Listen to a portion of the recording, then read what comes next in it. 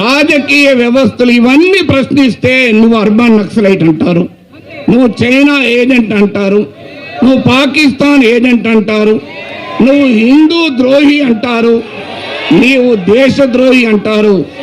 కానీ ఇలా అనేవారికి మేము చెప్పదలుచుకున్నాం, మేం భరతమాత ముద్దు బిడ్డలం, భగత్ సింగ్ తమ్ములము అని చెప్పదలుచుకున్నాం. అందుకే ఇవాళ ఇక్కడ మనం గట్టిగా నినాదాలు ఇవ్వాలి.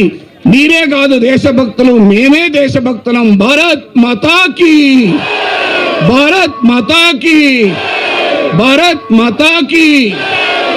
ఇప్పుడు చెప్పండి, ఎవరు నిజమైన దేశభక్తులు? అందువల్ల భారత రాజ్యాంగం ఆ రోజు చెప్పింది we the people of India అని. సో ఇవాళ we the people of India చెప్తున్నాం.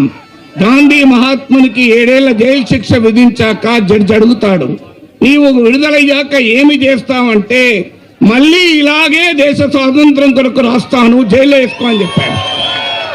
అందువల్ల అంబేద్కర్ అంటాడు, అయ్యా మనం కష్టపడి రాజ్యాంగాన్ని నిర్మించుకున్నాం, కానీ ఈ రాజ్యాంగం కనుక ప్రజల ఆకాంక్షల్ని తీర్చలేకపోతే ఈ రాజ్యాంగాన్ని ప్రజలే చెరిపి వేస్తారు, జాగ్రత్త అని హెచ్చరిస్తాడు. ఇవాళ మేము రాజ్యాంగాన్ని కాపాడటానికి వచ్చాం, మీరు రాజ్యాంగాన్ని భ్రష్టు పట్టించడానికి వచ్చారు. అందువల్ల జై సంవిధాన్ అనే నినాదం వెనకాల ఉన్న ఇతివృత్తం అది. ఫైనల్ గా ఒక్క విషయం ఫ్రెండ్స్, ఆన్లైన్ లో ప్రారంభమైన ఈ ఆవేశం ఇవాళ స్ట్రీట్ ఫైట్ గా రూపాంతరం చెందింది. గుర్తుపెట్టుకోండి, సోషల్ మీడియా యాంగర్ మాత్రమే సరిపోదు, అది స్ట్రీట్ ఫైట్ పోరాటంగా సాగాలి. దీనికి భయపడాల్సిన అవసరం లేదు.